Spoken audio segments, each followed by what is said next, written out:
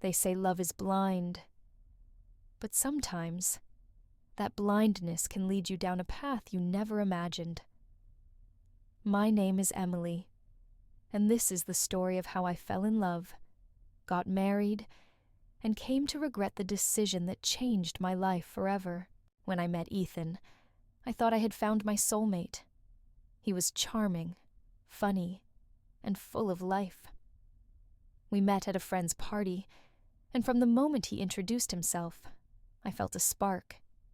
Ethan had this way of making everyone around him feel special, and I was no exception.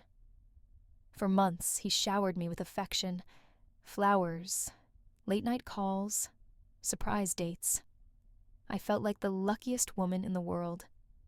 My friends envied our relationship, and my family adored him. When he proposed to me under a sky full of stars, I didn't think twice before saying yes. Our wedding was a dream. Ethan looked at me like I was his entire world, and I believed every word of his vows. "I'll love you forever," he said, with tears in his eyes. At that moment, I truly believed that nothing could ever break us. The first few months of our marriage were everything I had hoped for. We moved into a cozy apartment, decorated it together, and made plans for the future. But as time went on, little cracks began to show. Ethan started coming home late from work.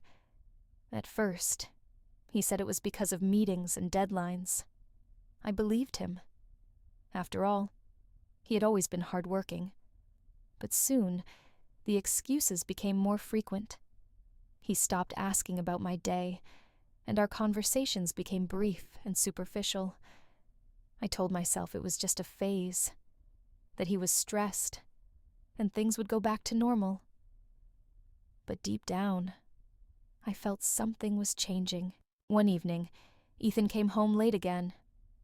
This time, he didn't even bother to explain. He simply walked past me and sat on the couch, scrolling through his phone. "Ethan, is everything okay?" I asked gently. He sighed, barely looking up. "Just tired, Emily. Can we not do this right now?" His dismissive tone stung. We hadn't fought before, but now his patience seemed to be running thin. I tried to brush it off, but a part of me couldn't ignore the growing distance between us. One weekend, I suggested we go out for dinner, just the two of us. I wanted to reconnect, to remind him of the love we once shared. He reluctantly agreed, but the evening didn't go as planned. At the restaurant, Ethan was glued to his phone, barely speaking to me. When I asked him about it, he snapped, "Why do you always have to make a big deal out of everything?" His words cut deep. I excused myself to the restroom and fought back tears. How had we gone from being so in love to this? One day, while cleaning the apartment, I stumbled upon something that changed everything. It was a receipt for an expensive necklace, one I had never received.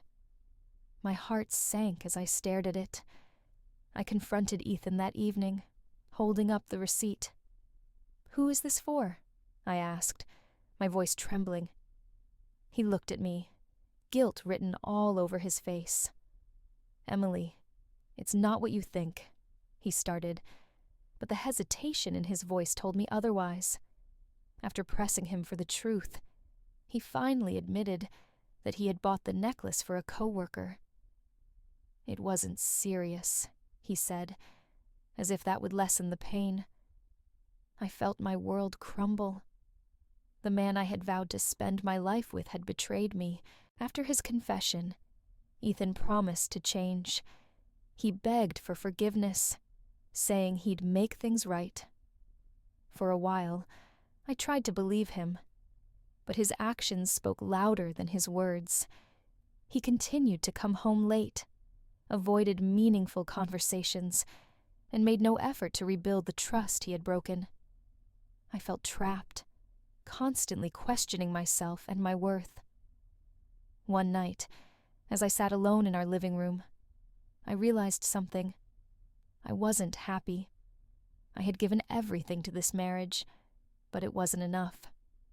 I deserved more respect, more love, more honesty. Leaving Ethan was the hardest decision I ever made, but it was also the most liberating. I moved back in with my parents and started focusing on myself. I took up painting, something I had given up after our marriage. I reconnected with old friends, traveled, and slowly began to heal. Looking back, I regret marrying Ethan, but I don't regret the lessons I learned. His betrayal taught me the importance of valuing myself and setting boundaries. Thank you for listening to my story. Remember, love should never come at the cost of your happiness and self-worth. If you enjoyed this story, please like, share, and subscribe for more English stories. See you next time.